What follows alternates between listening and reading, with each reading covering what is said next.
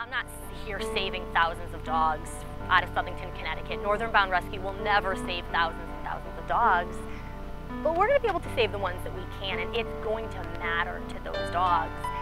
Anybody can make a difference.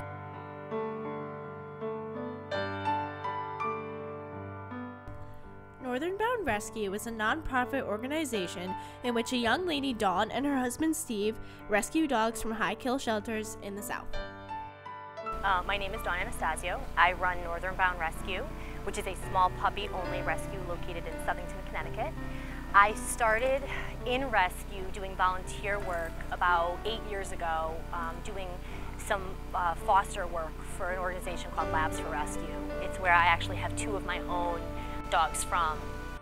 I opened up Northern Bound Rescue. It'll be 3 years this year. We pull 1 litter at a time. I pull from southern kill shelters in Georgia, Kentucky, South Carolina. I'd say 80% of my puppy load comes from Georgia, high gassing shelters. 31 out of 50 states do not have a law against gas chambers.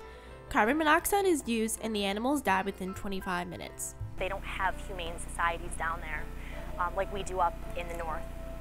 They're usually either gas or heart stick. That's how they help keep the animal population under control. So I hooked up with an organization called SSP, stands for Saving Shelter Pets, and I kind of took it off from there. Many states do not have spaying and neutering laws, resulting in an overpopulation. Shelters are being forced to euthanize these animals. Connecticut doesn't have spay and neutering laws.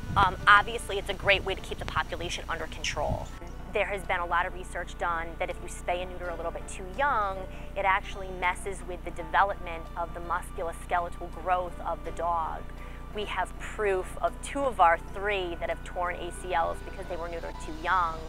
Dogs are really hard on their bodies, and they're running and jumping and playing, so we just find that it's a little bit easier if you let the puppy get to the maximum growth potential that it can get to. We get why people do it younger. They typically do that in the South, and a lot of the rescues do spay and neuter younger. It's population control, you know, and someday I hope that I never have to do this. And it would be great if every animal was loved and every animal had a home. And until that day, I'll certainly do the best that I can do. But as far as laws in Connecticut, there is no law that says that your dog has to be spayed or neutered. It's just something, it's a morally conscious decision that people make to help with the population control. Alicia is Dawn's cousin who helps take care of these puppies on transport day. I guess when I talked to Dawn about everything, then it kind of hit me that down south they have a completely different view of animals in general. And they don't treat them anything like we do here. At the kill shelters, they have absolutely no human contact whatsoever. They're usually loaded with fleas and ticks. They are sometimes emaciated, meaning they're very skinny. The nutrition is very, very poor. So we bring them in and they're petrified. All they want to do is hide. Humans have not been kind to these puppies. So we immediately start with hands-on care. They're always being picked up, they're being held, and we start training from day 1. It's so important for us to get them to a place where they trust people again, because they don't trust people because people have been mean to them and people have abused them. Sometimes they've been abused, they've been hit, they've been punched, they've been kicked. Sometimes you see broken bones. Vet care usually starts down south at the kill shelters. Once they know that they're coming up north, they start getting vaccines. They start attempting to give them proper nutrition. It's just kind of rough down south because there's just such an influx of dogs. There are many roles that go into making sure these animals are healthy and loved. Well, my job is to pretty much the dog aspect. When they come in for transport, I guess I would say inspect them.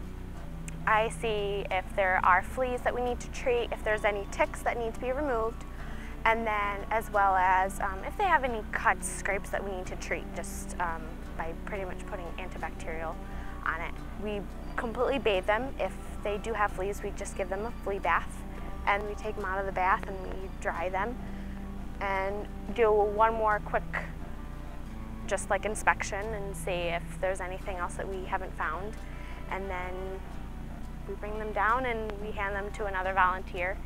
So they get a lot of interaction within those first couple days. They're kind of hit rapidly with everything they could possibly get hit with. First day is always really rough for them. It's a lot of interaction. There's a lot of people here.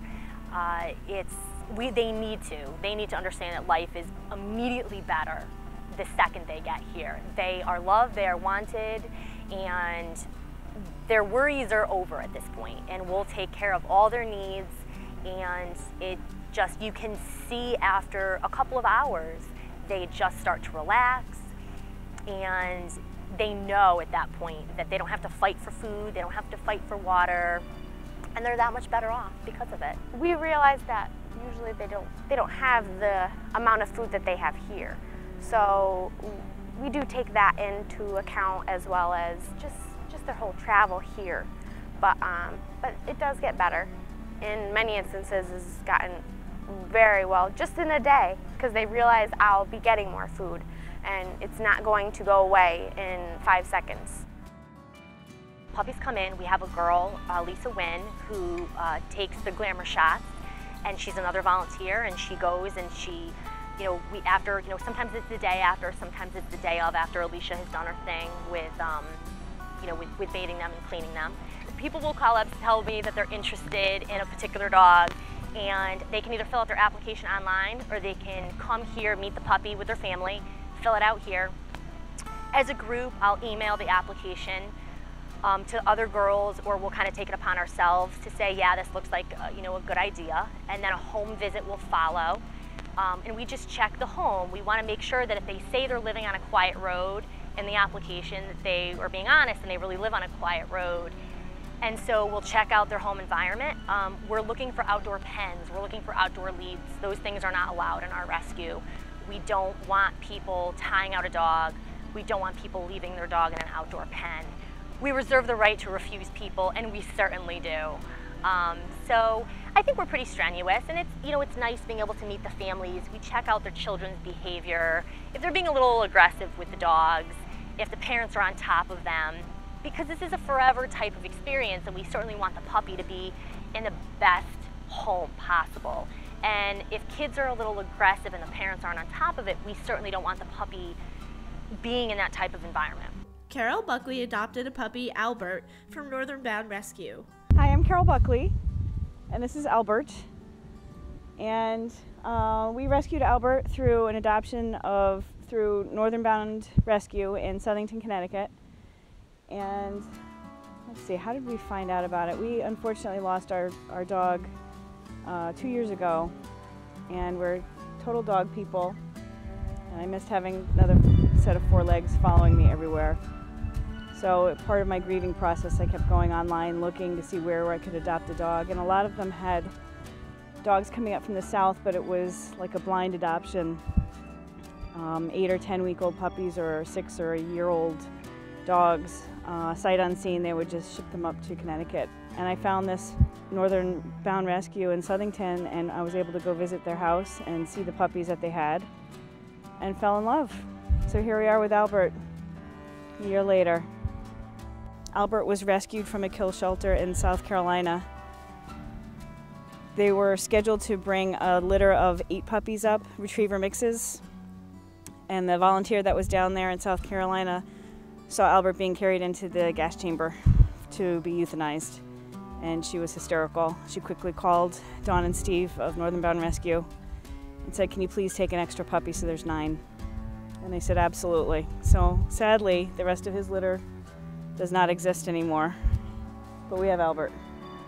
And he was about 4 weeks older than the rest of the litter, so he was sort of the odd man out, but they still welcomed him into the litter. And I think he's got the best personality. It was a really good fit for us.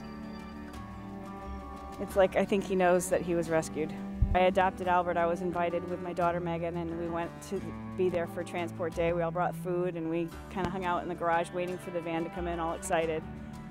And I've never seen anything so sad in all my life, to see those little puppies just terrified, afraid of humans, didn't know what we were going to do, whether we were going to hurt them or not, like they've probably been abused. And one at a time carry them into the garage, and they scattered like I don't know what they scattered, like they just ran and hid. They hid behind anything that they could hide to get away from us.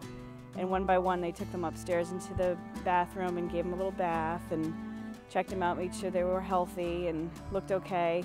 And it was probably the first bath they ever had. And then Megan's job was to towel them off and hug them. And that was kind of cute for her. And then they'd bring them down to the moms, and we'd be down in the garage with these soft, fluffy blankets, and we'd just hold the puppies. That's kind of the first real interaction we wanted to give them with a human, is that we're okay. And then we put a bunch of food on the floor for them. So they weren't used to eating out of bowls.